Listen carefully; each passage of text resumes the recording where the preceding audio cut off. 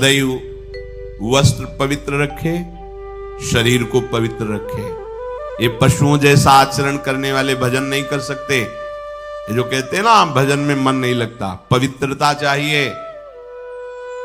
अब ऐसे पशु की तरह शौच हो लिए, उठे चल दिए, ऐसे नहीं। पवित्रता, शौचाचार का निर्वाह कीजिए।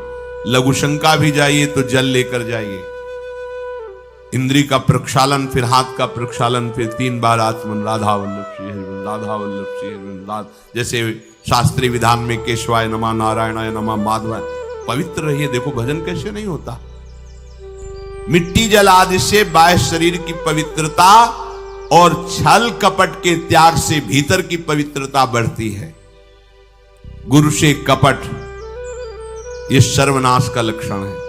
अगर तुम में कोई दोष है, गुरुदेव पूछ रहे हैं, तुमने ऐसा अक्षरशः जैसा हृदय में वैसा बोल दे जी, अब चाहे दंड दो चाहे क्षमा करो, ये आपका विषय। पर सत्य बात यह कि मेरे हृदय में ऐसी पाप वृत्ति थी, मैंने ऐसा किया या ऐसा करने का हमारे संकल्प बन रहा है। गुरु से कपट नहीं। अंदर कपट रखोगे, मन मलिन हो जाएगा, भाग जाओगे, माया घसीट ले जाएगी। जो गुरुदेव ने उपासना दी है उसी का केवल अनुष्ठान। समय कहां आपके पास और के लिए? कहां समय है? प्रियाजू के सिवा हमारे पास समय कहां है? ऐसी दिनचर्या है, एक क्षण भी तो समय नहीं है, तो हम फिर और क्या अनुष्ठान करें? अपनी लाडली जू को हर समय देखते रहना है, दुलार करना है, नाम मंत्र वाणी जी का गायन, उन्हीं की सेवा में। गृहस्थी हैं तो जो व्यापार नौकरी उन्हीं के लिए समर्पित करें। इसके लिए बहुत सहन शक्ति चाहिए। ठंडी गर्मी, मान अपमान, निंदा स्तुति, परिवार वालों की अवहेलना, ये सब मिलेगा इनाम में। इसे सहो चुपचाप, इसके लिए रो मत। कैसे लोग हैं रो देते हैं, शरीर की प्रतिकूलता में रो देते हैं। अरे आंसू श्री जी के लिए, सिर्फ प्यार में रो श्री जी के, और सब दुख मुस्कुरा के सहना सीखो। मौनम, वाणी को बहुत संभालिए। नाम जप के लिए मौन बहुत आवश्यक है। अगर बार बार थोड़ी थोड़ी देर में बोलते रहेंगे तो एकाग्रता भंग होती रहेगी, नाम में मिठास नहीं अनुभव कर पाएंगे। कभी कभी ऐसा होता है ये जाम हो जाता है, बोलना भी चाहे तो नहीं बोल पाते, क्यों? क्रम टूट जाएगा। शाम के समय जैसे किसी से मिलना जुलना नहीं, तो तभी लोग पूछते मौन हो क्या? तो फिर नहीं, मौन नहीं, क्या बात, इशारे समझ लो जो काम, चलो। क्योंकि अगर निरंतर मंत्राकार वृत्ति तो बोलने की भी हिम्मत नहीं रह जाती। पर वहां तक पहुंचने के लिए वाणी का मौन आवश्यक है। मौन का मतलब ऊ करना नहीं है, आवश्यक हो तो शब्द बोल दो, नहीं अधिकतर मौन रहने की चेष्टा करो। जो आपको मार्ग मिला है, कई बार वर्णन किया है कि सत्संग में जो शब्द आपको लगते हैं तो डायरी में लिखना चाहिए, या याद कर लो, बाद में लिख लेना जाके। और अपने लिखे हुए सत्संग के वचनों को रोज स्वाध्याय करना चाहिए। अमुक तारीख के सत्संग में ये पॉइंट, और उनको बार बार, ऐसा नहीं कि आपको ही कह रहे हैं, जहां जहां संत मिले जो जो बोले उनके सामने तो लिखा पड़ी नहीं, पीछे हट के लिखना। 2 डायरी हैं, एक सन्यास की है, एक वैष्णव मार्ग। दोनों को, गुरुजनों की, महापुरुषों की वाणी को एकदम एकाग्रता से सुनाओ। जब अलग हटे तो सबसे पहला काम, इस तारीख को इस महापुरुष ने ये शब्द बोला, और उन्हीं का बार बार स्वाध्याय करना। क्योंकि सब शास्त्रों में कहां हम दौड़े घूमेंगे, महापुरुष जन सब शास्त्रों का सार बोलते, उसे लिख लिया। सरलता, आपका जीवन सरल होना चाहिए। छल कपट द्वंद, मुख में कुछ और, हृदय में कुछ और, आचरण में कुछ और, ये दुष्ट पुरुष का लक्षण है। उपासक का, शिष्य का लक्षण नहीं है। दुष्टता का त्याग करो। हृदय में कुछ और चल रहा है, वाणी से कुछ और बोल रहे हो, आचरण में कुछ और है, ये दुष्ट पुरुष का लक्षण है। साधु पुरुष का जो वाणी में वही, हृदय में वही, आचरण में है, तीनों की मिलान है, वही साधु है, वही उपासक है, वही भक्त है, जिसकी तीनों एक हो। वाणी से जो बोला वही हृदय में है, जो हृदय में वही आचरण में है। यहां वाणी से कुछ बोल रहे, हृदय में कुछ चल रहा है, आचरण कुछ और बता रहे हैं, ये ठीक नहीं। सरलता का तात्पर्य है मन, वचन और कर्म, ये तीनों एक होने चाहिए। अहिंसा वाणी से शरीर से किसी को भी कष्ट ना पहुंचे, ऐसी अंदर धारणा रखो। वो अपने संकल्प विकल्प करके कष्ट भोगे, उसकी बात, हमारे द्वारा किसी को कष्ट ना पहुंचे, ये हमारी धारणा हो। सर्दी गर्मी सुख दुख आदि द्वंद्व हर्ष विषाद आदि जो है, इनको सहना सीखो। भगवान भी आदेश करते हैं, मात्रा स्पर्शास्तु कौन्ते शीतोष्ण सुख दुखदा आगमा पायनो अनित्यास्तास्तितिक्षस्व भारत। जो इनको सह जाता है वही परम पदवी को प्राप्त होता है। थोड़ी सी गर्मी आहा, थोड़ी सी सर्दी आहा, पूरे जीवन गर्मी।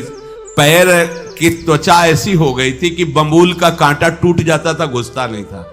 जीवन में कभी पादुका ही नहीं, तो चमड़ी इतनी मोटी हो गई थी पैरों की। सर्दी गर्मी जैसा आप इसको, आप देखो यहां आप कौन सा स्वेटर पहनते हैं, जीवन में कभी नहीं।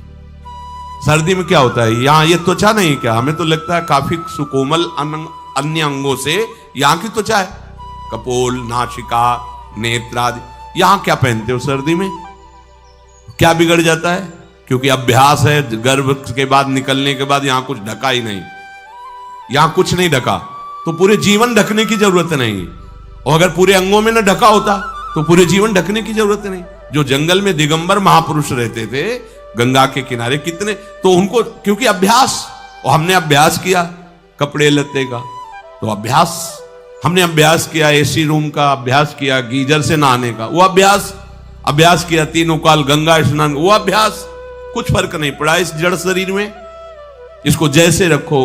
तो सहने का अभ्यास, यदि माया से मुक्त होना है तो सहने का अभ्यास रखो। ये जरा में ओह बहुत गर्मी, ये नहीं उपासक, गर्मी है ठीक है, शरीर का धर्म है, तो इंद्री में ताप लग रहा है, ठीक है, राधा राधा राधा।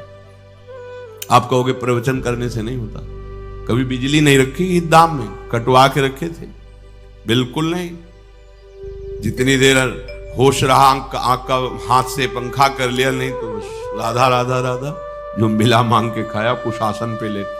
प्रवचन ही केवल नहीं रहे, अब तो जैसे जोई जोई प्यारो करे सोई मुई भावे। नहीं, जानबूझ करके अपने शरीर को अधीन नहीं करना चाहिए। सुविधाओं की अधीनता, तुम भोगता नहीं, सुविधाएं तुम्हें भोग रहे हैं। जितना तुम सुविधा भोगी बन जाओगे उतना तुम कमजोर हो जाओगे। सीधे प्रकृति का वार सहो, तुम महात्मा सुदृढ़ बलवान हो जाओगे। तुम्हारे आगे समर्थ शब्द लग जाएगा। जो प्रकृति के और विकारों के वेगों को सीधे सहता है उसे महात्मा कहते हैं। समहात्मा सुदुर्लभा यम ही न व्यत्यंतेते पुरुषम पुरुषर्षभ सुख दुख समा।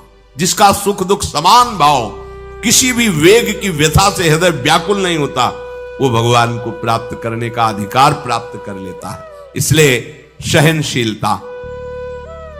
सर्वत्रात्मरेश्वरान वीक्षाम कैवल्य मनिकेतताम विवक्त चीर वसनम संतोषम एन केनचित। ये ध्यान रखो कि तुम कभी प्रभु से अलग नहीं हो। सर्वत्र भगवान है तो यहां भी है, सब समय में है तो इस समय में भी है, सब में है तो हम में भी है, सबके हैं तो हमारे भी हैं। हम कभी भी प्रभु से बिलग नहीं हो। एकांत सेवन तुम्हारा स्वभाव बन जाना चाहिए। चाहे जो हो, थोड़े समय के लिए तो एकांत बैठो। एकांत मिला तो मोबाइल का संग कर लिया, एकांत मिला तो मित्र बना लिए, बैठ के प्रपंच वार्ता कर रहे हो। नहीं, अगर भगवत प्राप्ति करनी, माया मुक्त होना है तो एकांत एकांत ही होना चाहिए। भले 100 लोग हैं, हमारा किसी से कोई संबंध नहीं, और हम बैठे हैं अपने आराध्य देव के चिंतन में, हम एकांत हैं। और गुफा में बैठे हैं, शरीर एकांत है, मन से चिंतन संसार का हो रहा है, प्रपंच में है, एकांत में नहीं है। एकांत शब्द का अर्थ समझना चाहिए। हम एकांत को सीधे गुफा या कहीं एकांत, ऐसे एकांत का अर्थ है एक के सिवा दूसरा कोई नहीं, अर्थात एकमात्र भगवत चिंतन में डूबा हुआ उपासक। बाजार में बैठा हुआ भी एकांत है, सभा में बैठा हुआ एकांत है, और प्रपंच का चिंतन करने वाला बंद कमरे में भी प्रपंची है, गुफा में भी प्रपंची है। जहां आप रह रहे हो उसे ये मेरा घर है ऐसी भावना का त्याग कर दे। अनिकेत ये भगवान का दिया हुआ वास स्थान है। कुछ समय के लिए इसमें शरीर निर्वाह कर रहे हैं, ये भी छूटेगा और ये भी छूटेगा। जैसे स्टेशन में बैठा आदमी आराम से, पर वो बैठा इंतजार कर रहा है कि कब हमारी गाड़ी आवे और उस पर हम यात्रा करें। बस ऐसा ही कुछ स्टेशन जैसा विश्राम है। कब मृत्यु आवे, शरीर छूटे, हम प्रिया प्रीतम को प्राप्त हो। ये न मेरा था, न मेरा है, न मेरा रहेगा। ये न मेरा था, न मेरा है, न मेरा रहेगा। गृहस्थ हो तो पवित्र वस्त्र पहने, और त्यागी हो तो जैसे मिल जाए भगवत कृपा से वैसे वस्त्र पहने। प्रारब्ध के अनुसार तुम्हें जैसी व्यवस्था मिली उसमें संतोष करना सीखो, मांग मत रखो। प्रभु की प्राप्ति के लिए खास बात ध्यान रखनी है, अपनी उपासना में दृढ़ श्रद्धा रखो और सर्वश्रेष्ठ भाव रखो, पर दूसरे किसी की भी निंदा न करो। अगर किसी की भी निंदा करोगे तो फिर माया तुम्हें मुक्त होने नहीं देगी। मन को, वाणी को, शरीर को संयम में रखो, अर्थात भगवत भजन, भगवत वार्ता और मौन। मन का संकल्प विकल्प रहित होना, विषयों का चिंतन न करना, प्रभु के रूप का, नाम का, धाम का, लीलाओं का चिंतन करना। शरीर का शास्त्र संयम से वर्ताव करना। अब माया मुक्त होते चले जाओगे। इनमें किसी में भी त्रुटि ना हो, सावधानी रखो। अपनी इंद्रियों को सावधान रखो, किसी के दोष न देखने पावे। कोई गलत चेष्टा देखेंगे तो ये भी गलत करने के लिए तैयार हो जाएंगे। हे राजन, श्रवणम कीर्तनम ध्यानम हरेरद्भुत कर्मणः जन्म कर्म गुणानां च तदर्थे अखिल चेष्टिता। श्री भगवान के बड़े अवतार हुए हैं, बड़ी अद्भुत अद्भुत लीलाएं हैं। प्रभु का प्रकट होना, लीला करना, दिव्य गुणों का वर्णन। यदि आप इनको गाएंगे लीलाओं को और श्रवण करेंगे तो मोह की बात क्या, महामोह का भंजन हो जाएगा। बड़ी सामर्थ्य भगवान के चरित्रों की, महिमा बड़ी है। अगर इनको आप सुनेंगे, बार बार सुनेंगे, तो आपको और कोई साधन करने नहीं पड़ेंगे, अपने आप सब साधन प्रकाशित हो जाएंगे। जहां कहीं कभी भी किसी का उद्धार की बात आई है तो वो भगवत चरित्र सुनने से ही आई है। शरणागति श्रवण से ही प्रारंभ होती है, भक्ति भी श्रवण से ही प्रारंभ होती है, पूर्णता भी श्रवण से ही होती है। श्रवण सुजस सुनी आयऊ, और श्रवणम कीर्तनम स्मरणम। पहला श्रवण, खूब भगवत चर्चा सुनने का स्वभाव बना लेना चाहिए। पर देखा जाता है कि 20 वर्ष भगवत चर्चा सुनने पर रंग नहीं आता, क्योंकि ये तो बना लिया स्वभाव कि जहां भी कथा हो रही सुन रहे, और बाद में निकले तो बख्शते वो किसी को नहीं, सबकी निंदा करते हैं। बस किसी एक की प्रशंसा, एक की निंदा, तुम्हारा सारा का सारा सत्संग बेकार हो गया। अगर सत्संग को सुरक्षित रखना है तो ना किसी की स्तुति, ना किसी की निंदा, जो सुना है उसको अपने जीवन में मनन करते हुए उतारे। प्रभु की लीलाओं का श्रवण और प्रभु के नाम का कीर्तन और प्रभु के रूप का ध्यान, ये तीन बातें बहुत जल्दी भगवत प्रेम प्रकट कर देती है। ये तीन बातें बहुत जल्दी भगवत प्रेम प्रकट कर देती हैं। प्रभु के अवतार लीला चरित्रों का खूब गायन करे, खूब श्रवण करे। भगवान की अवतार लीलाएं भी हैं और प्रभु की प्रेममय निकुंज लीलाएं भी हैं। तो अगर आपका निकुंज लीला में प्रवेश नहीं है तो प्रथम सुने भागवत, भक्त मुख भगवद वाणी। भगवान के अवतारों का, भगवान की अवतार लीलाओं का श्रीमद् भागवत में खूब बढ़िया वर्णन है। पढ़ो, सुनो, क्या होगा इससे? मोह का नाश हो जाएगा। दूसरी बात, नाम कीर्तन, ये तो महान अमृत है। बिल्कुल विश्वास कर लो, नाम कीर्तन अमृत है। ताली बजा के, मंजीरा बजा के, ढोल बजा करके, नाच करके, जैसे बने, अकेले 4 लोग जैसे बने, नाम संकीर्तनम यस्य सर्व पाप प्रणाशनम। देखो, भगवत चर्चा ने महामोह का नाश कर दिया और भगवान नाम कीर्तन ने सब पापों का नाश कर दिया। नाम संकीर्तनम यस्य सर्व पाप, सर्व, पीछे बीच में जो भी जमा संचित क्रिम सबको भस्म करने की सामर्थ्य नाम कीर्तन। ये जो राधा राधा आप बोलते हैं, बहुत अमृत है, बहुत अमृत। और प्रभु के रूप का ध्यान, ये 3 बातें बहुत जल्दी माया मुक्त कर देंगे, आपको भगवत प्राप्ति करा देंगे।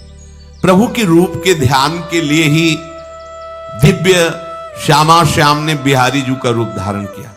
ये किसी मूर्तिकार की रचना नहीं है। श्री राधा रमण जी सरकार, राधा वल्लभ लाल जी महाराज, श्री बांके बिहारी लाल जी महाराज, ये साक्षात प्रगट ठाकुर हैं। प्रिया प्रीतम हमारी दृष्टि में सामर्थ्य नहीं कि देख सके, वो तो हरिवंश नेत्रों से देखे जाते हैं। निकष कुंज ठाड़े भये भुजा परस्पर अंश, श्री राधा वल्लभ मुख कमल निरख नयन हरिवंश। हरिवंश नेत्र प्रकट हो जाएंगे, आश्रित जन हो चिंता की बात नहीं। पर ये जो रूप प्रकट है, इसके ध्यान में तो तुम्हें कोई श्रम नहीं करना। बिहारी जी महाराज, राधा वल्लभ जी महाराज, राधा रमण जी महाराज, भर नेत्र देखो और अपने नेत्र के कैमरा से खींच लो फोटो। अब आप फिर इधर देखो, उधर वैसे ही खड़े नजर आ रहे, वैसे मुस्कुराते हुए दिखाई दे हर समय। और ये आदेश कर रहे हैं हरिवंश महाप्रभु, सब सोहित निष्काम मति, श्री वृंदावन विश्राम, श्री राधा वल्लभ लाल को हृदय ध्यान, मुख नाम।